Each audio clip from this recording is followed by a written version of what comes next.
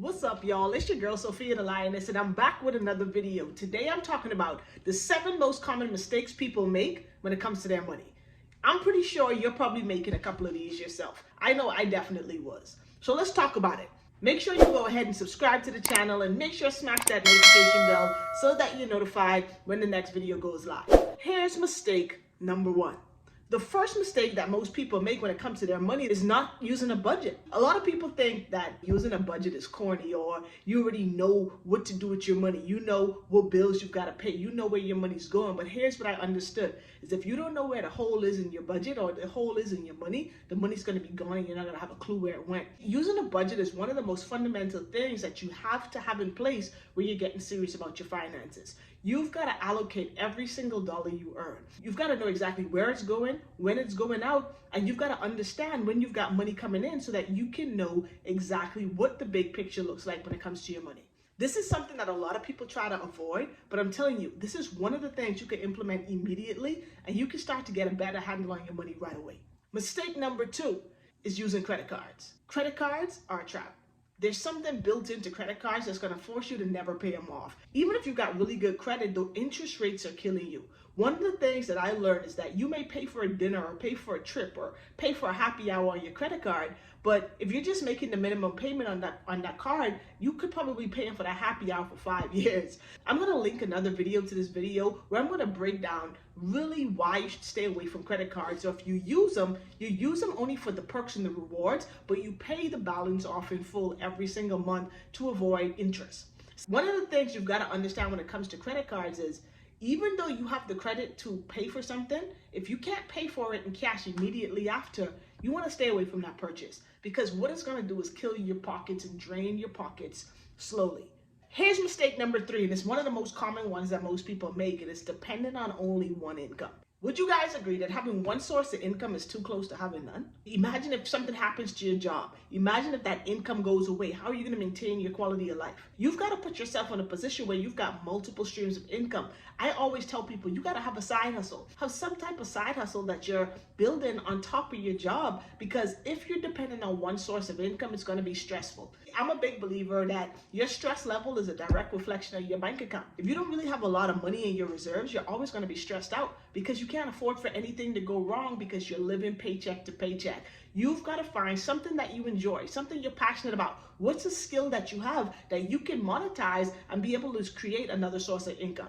Go ahead and drop in the comments below what your side hustle is if you have one. And if you don't have one, what's something you're good at that you know you can monetize and start to make some money from it? I've got a video on my channel talking about the top 5 side hustles that you can start right now with almost no money up front. Here's mistake number 4. This is a mistake that a lot of people who are younger, maybe in their 20s, even in their 30s, make way too often. And guys, it's partying too much. Most people want to go to every happy hour. They want to go to every show. They want to go to every concert. They want to hang out every time their friends call, but that is draining your pockets. What are you celebrating so much? Guys, you've got to make a decision to monitor your entertainment. I always say what entertains you trains you. And a lot of time, entertainment gets super expensive really, really fast. You've got to learn the art of saying no. Sometimes when you get that phone call to go hang out, you got to say no because you're focusing now on your funds instead of only focusing on fun. Partying, guys, is one of the biggest pocket drainers that exists. You got to ask yourself, how often are you going out, and can you afford to go out as often as you really are? Here's mistake number 5. You're probably not investing. One of the biggest myths that we've been told, and this is the biggest piece of misinformation that a lot of people were taught, and we were taught this by guess who? By our parents. It was to save money. Now, you want to definitely be saving some money for a rainy day. You want to have an emergency fund. You want to have 6 months of your expenses, saved up in case you lose your main source of income. You don't want to be saving every dollar you've got because money that's saved isn't growing. You've got to start investing your money. See, investing is when you actually put your money in some type of asset that generates you more cash. Money has to be moving. Money has to be growing. That's the key. And one of the biggest mistakes that most people make is they don't invest because you feel like you've got to have thousands of dollars to invest. Guys, that's a lie. You can start investing with $5, $10, $20, $50. The key is that you start, because the 7th wonder of the world is called compound interest. You are looking at investing and looking at your money mature over time. But this is something that a lot of people wait till they're 50, 60, 70 years old to do. This is something that you should start doing in your 20s. That way, you don't have to invest so long, but your money will mature over time. So what does that mean for you? Start investing right now. You can invest in stocks, you can invest in bonds, you can invest in foreign exchange. One of the things I love is cryptocurrency. I believe that that's the fastest growing asset class in the world, and it's still in the beginning, so you can see incredible returns if you start